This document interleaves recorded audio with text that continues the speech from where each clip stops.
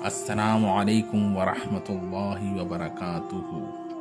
میرے دوستو، عزیز و بزرگوں، ایمان کے یقین کو اپنے اندر پیدا کرنے کے لیے ایمان کے یقین کی دعوت دینی ہے۔ اگر دعوت دینے والے کے سامنے کلمے کی حقیقت نہیں ہے تو پھر اس کی دعوت صرف اس کی زبان کے بول ہیں۔ نہ اس دعوت سے یقین کی تبدیلی ہوگی، نہ اس دعوت سے اس کا اپنا یقین بدلے گا، نہ اس کے ایمان میں کوئی ترقی ہوگی۔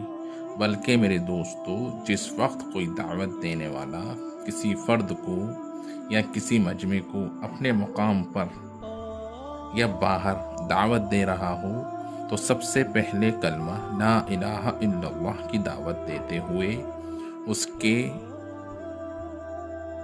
اپنے سامنے ایمان کی حقیقت ہو کہ میں ایمان صحابہ کی طرف بلا رہا ہوں، اس لیے کہ قرآن میں ہے آمنو کما آمن الناس۔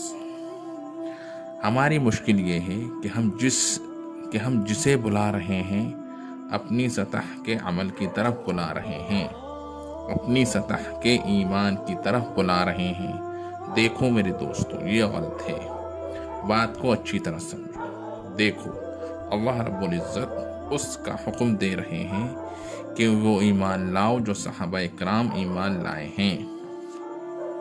آمنو کما آمن الناس۔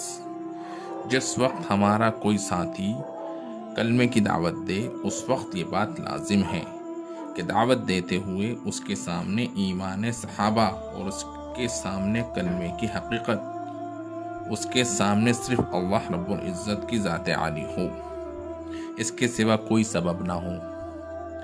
جب اس طرح دعوت دے گا جس طرح عرض کیا جا رہا ہے تو اب اس دعوت سے اس کے اندر کلمے کی حقیقت آئے گی۔ تو پہلا کام کیا ہوا میرے دوستو؟ کلمہ لا الہ الا اللہ محمد رسول اللہ صلی اللہ علیہ وسلم۔ پہلے نمبر میں پہلا کام دعوت دینے کا۔ دعوت دینے میں اللہ کی بڑائی سمجھاؤ، اللہ کی ربوبیت سمجھاؤ، اس کی قدرت سمجھاؤ کہ قدرت اسباب کے پابند نہیں ہے، اسباب قدرت کے پابند ہیں، اسے اچھی طرح سمجھاؤ۔ کلمے میں دوسرا کام کہ اب بیٹھ کر سوچو، جس چیز کی دعوت دی ہے یہی حق ہے، یہی سچ ہے۔ ان دو کاموں کو کرنے کے بعد کلمے میں تیسرا کام یہ ہے کہ رو رو کر اللہ رب العزت سے اس یقین کی حقیقت کو مانگو۔ میرے دوستو بزرگوں، اصل میں یہ مشق تو ہو گئی ختم، اب رہ گئی تقریر۔ کوئی بیان کرنے والا اچھا سا بیان کر دے جس سے ہماری شب گزاری کامیاب ہو جائے۔ مولانا محمد یوسف صاحب رحمۃ اللہ علیہ کی ہدایت میں سب سے زیادہ ایمان کو بولا جانا اور اس طرح سے ایمان کو بولا جانا کہ تمہاری بات کی چوٹ اسباب پر پڑ رہی ہو۔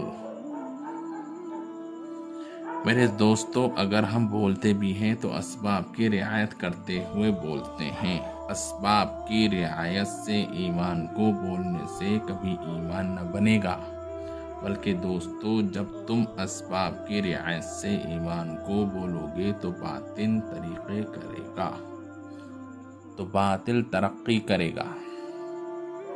اس لیے میرے دوستو، پہلا نمبر کلمہ لا الہ الا اللہ کے ساتھ 3 کام ہیں: دعوت، دوسرا مشق، تیسرا دعا۔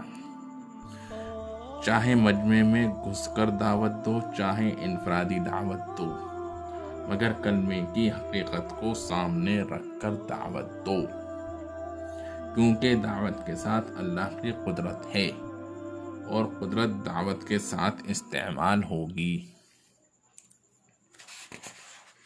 اس لیے کہ اللہ کے کلمے کی دعوت دینا پسند ہے، کلمے کا دعویٰ پسند نہیں۔ دعویٰ کرنے والے اسلام لائے ہیں، ایمان نہیں لائے۔